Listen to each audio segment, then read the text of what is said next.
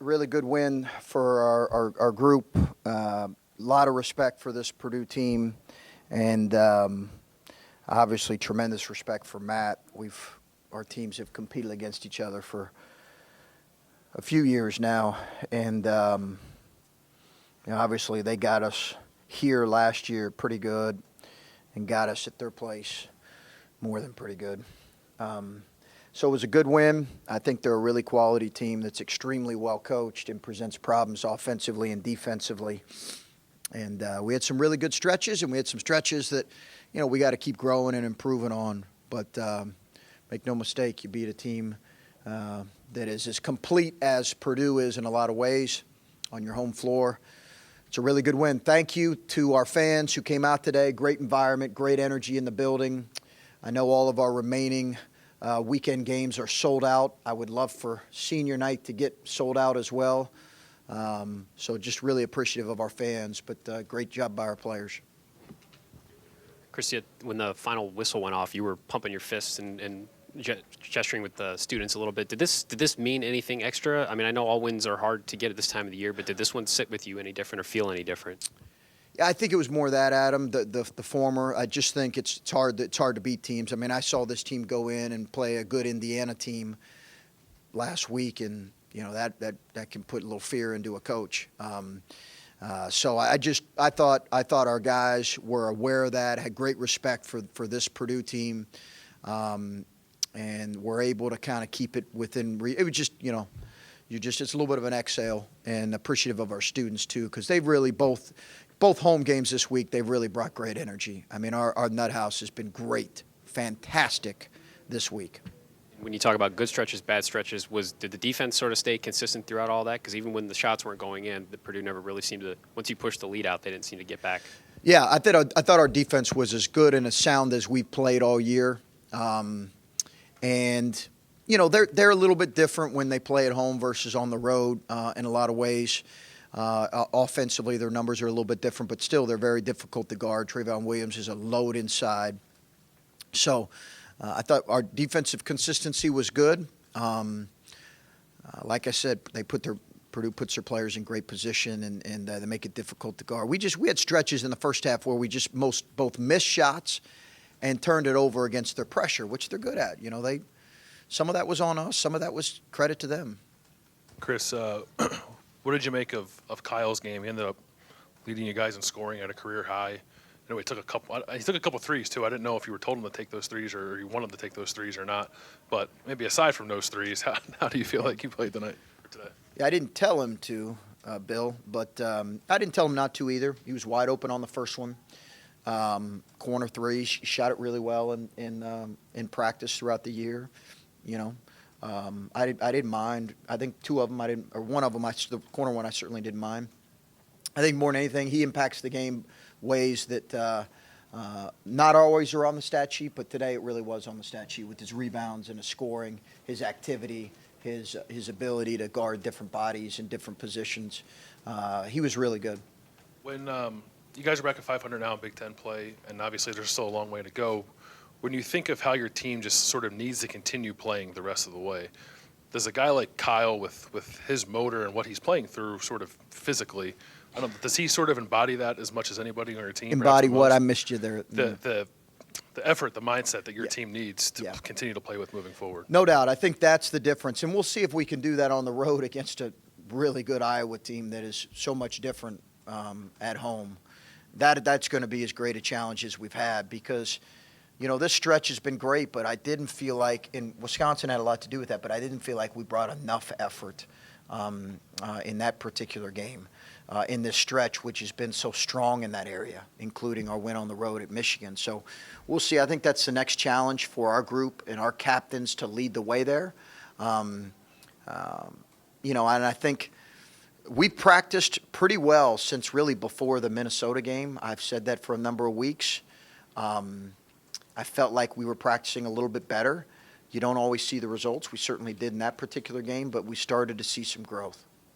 And that's a tribute to our four captains, Andre, Caleb, Kyle, and CJ.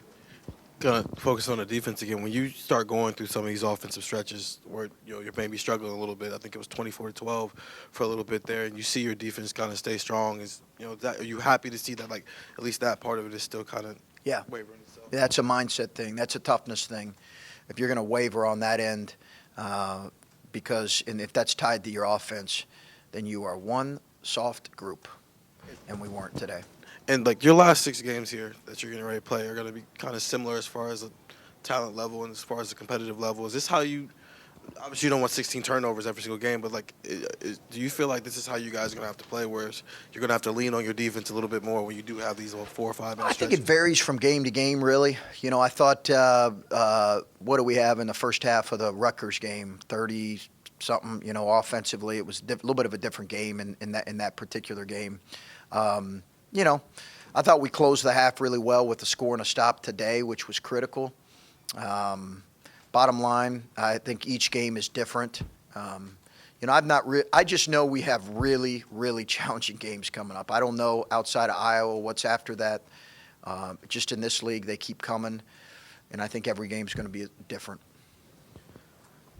You guys shot 23s, and I know you said Wednesday night that 25 was probably a few too many, but you make 45% of them, and then you also get to the line 23 times, shoot 23 free throws. Is this one of the most more encouraging things you've seen offensively, being able to shoot high volume of threes, but also get to the free throw line like that? Yeah, I thought we were balanced, a little more balanced offensively in that particular area today. We can get a little bit three happy because we have a lot of guys where that is what they do. All right, that's kind of their first go-to. There's certain players where, like Jayshawn Tate, that wasn't his go-to, right? His go-to was attack the paint. We have a lot of guys. Our roster's kind of made up where that's kind of what they do. So our emphasis in talking to them has to be on, hey, listen, let's make sure we are bringing balance to our offense and attacking the paint. Shooting like around 40% from 3 in these 2 home games, but now you go on the road. How do you strike a balance between keeping these guys confident shooting, but know that might not be sustainable when you go on the road like this? Yeah, it won't. It won't be sustainable. It never is. There's dramatic, or it's usually significant drop off in percentages. So you got to do it. You got to do it with your defense, and you got to have, like we talked about, a more balanced offensive attack. How well have you adjusted without DJ? Because you've won. You're on a nice little streak here. Yeah. I mean, when you lose a player that's Yeah. How tough of an adjustment was it, and how well have you pulled it off? We had to look at changing some things, both in our rotation and in how we are playing, because he was a guy, like in a game like this, where if he were to continue to grow, and I will say this, DJ is still very much a part of our team and a part of our program. I know something came up last week that my staff told me about with some misunderstanding. He's very much a part of our team. They change the highlight video all the time. I think Adam probably that was made clear to you, right? That it was more of just a change. We stay in regular communication with him. But to your point, we've had the Clay look at changing some things. It just it's still kind of evolving, to be honest with you. But we've had other guys stepped up. What it has allowed is a guy like Justin to be in the rotation more consistently. Because you play Iowa Thursday, is there any chance he'll be part of your team on Thursday night? Yeah, I don't have an answer on that right now. One way or the other, I don't have an answer on that. Matt was very complimentary of your team today. I just want you to know that before I read this quote, because it might lead you to believe otherwise, but Okay. I'm going somewhere with it. He said they didn't play great. They played good enough to beat us, but they did not play great. They can play great at home. Today was not one of those days. In that framework, you've won 5 of 6, but it feels different to me than when you were 9-0 and 11-1. Are non-conference games and what fans draw from non-conference games in a league like you're in, are non-conference games fool's gold to some degree? Absolutely. Yeah, absolutely. All over the country. It's not even you certainly can lose some of those games, but there's a significant talent disparity in certain non-conference games. In this league, man, it's big boy basketball. It is big boy basketball every night. And, I appreciate Matt being complimentary of our team. That's his value. I thought we had some really good stretches today. I really did. I thought we were a little bit too sloppy at times, but I thought we had some really good stretches of play this week in general.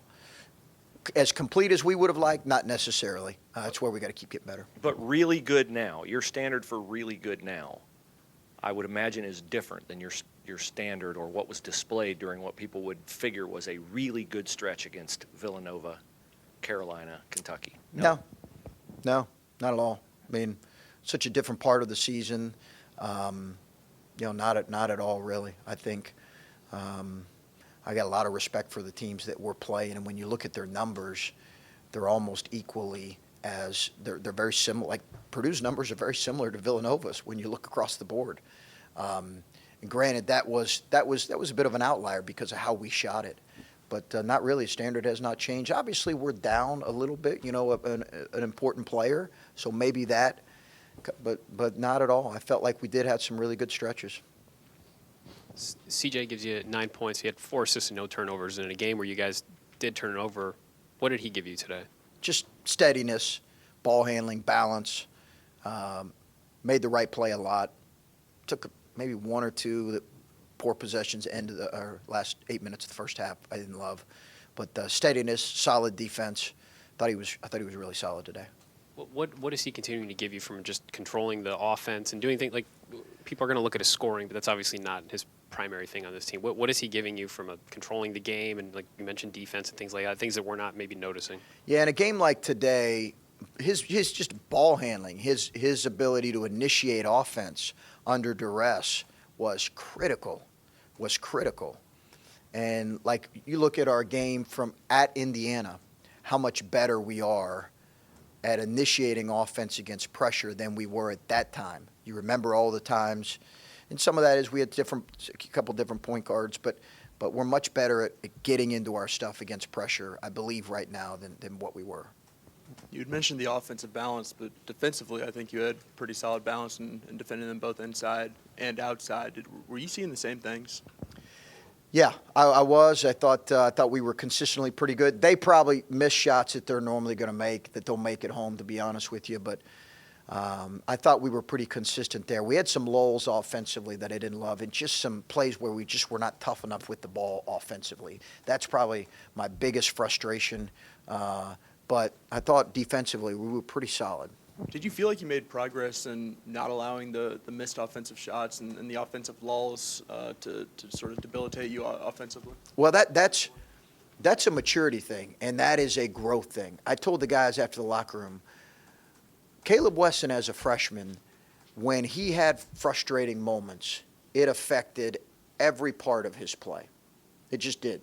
He wasn't as engaged in the game, and that's a maturity thing. He got much better with it as a sophomore, but still, think about the game here last year when he fouled out. Really frustrated with some tough calls. He's really grown at staying engaged, contributing on both ends. He made some really important plays for us, and yet still was frustrated with some plays in the first half. Your team's got to embody that too. Your team has to be able to kind of play through missed shots, even a poor segment, a poor play, and just move forward. That's a toughness thing. This is a young group. Do you see the legitimate signs of maturity at this point? We're better than we were. Yeah. But not ready to. Let's see how we are on the road. Evan Boudreau is someone who had some success against you guys, especially in the second half until he got his 4th foul, then eventually his 5th. Do you ever scheme or coach to take advantage of guys in foul trouble and try to get them out of the game? Yeah, we were talking about that on the bench a few times to go at him, but they were post-trapping, so it wasn't going to be an effective way to attack him. We talked about running something for Kyle to post-trap, but they would have, or to go at Boudreau with his 4th, but they would have just come with a post-trap, and that was probably our worst offense of the day, is side post-up versus the post-trap. Does that make sense? Yeah. I don't know how much you look at plus minus, but Luther Muhammad was plus 26 today. Thought he did a lot of good things on both ends of the floor. Finding his shot a little bit. What have you seen from him coming along this season? That's a good question, by the way, back to your other question, because I know how fans think it sometimes. Like, he's got his 4th foul, he's killing you, you got to attack him. And yet they don't know the layers that go into the thought behind it. So I'm sorry. What was your question? Plus minus. I don't know how much you pay Yeah. attention to that. Luther's. He was great. He was great. Made shots, took good ones, took clean ones. Kind of played off other guys. I thought played really solid, and then impacted the game on the other end. I thought Luther was really as good as maybe he's been. I do think he's getting his legs a little bit back from a tough January. Chris, what did you like about the end of the half where Hunter tried the drive on Justin and he got that steal? And you talk a lot about Justin's defense. What did Yeah. you see of that moment? Thought it was really good. It was a really important stretch to be able to score. I think we scored right before that. Dwayne scored right before that and attacked. And then because there was a little bit, it's always a momentum thing, right? And we finished the half here in the last two games well. And then Justin did a good job walling up without fouling. Sometimes he has some errors in terms of fouling too much. I thought he was good. He gambled a little bit in the second half that hurt us, but Justin continues to grow. That's the deal for him, is he's got to compete on that end. And I don't. Maybe you noticed this. Maybe you didn't. A little bit before that, Andre turned the ball over up top. It was rolling on the floor. It looks like Eastern's going to pick it up, and they're going to have like a 3-on-0 or 3-on-1. CJ cut off Eastern, then got in the lane and sort of stopped Williams, and it ends up being a turnover. But what did you? I don't know if that juncture stood out to you, and then what's it say about CJ? I guess to compete and hustle the way he did. Yeah, I don't remember that particular sequence, but I do know there was a couple times where it looked like they had 3-on-1 or 3-on-2 situations, and those are big momentum things as well. That's what your junior point guard. Granted, he's new to us. Those are play like he's got to make those plays. That's really he's that kind of. That's the expectation for him, honestly, to be able to make those kind of plays. That's who he is as a player. That's why we recruited him. He's a high-level competitor, and he did that today.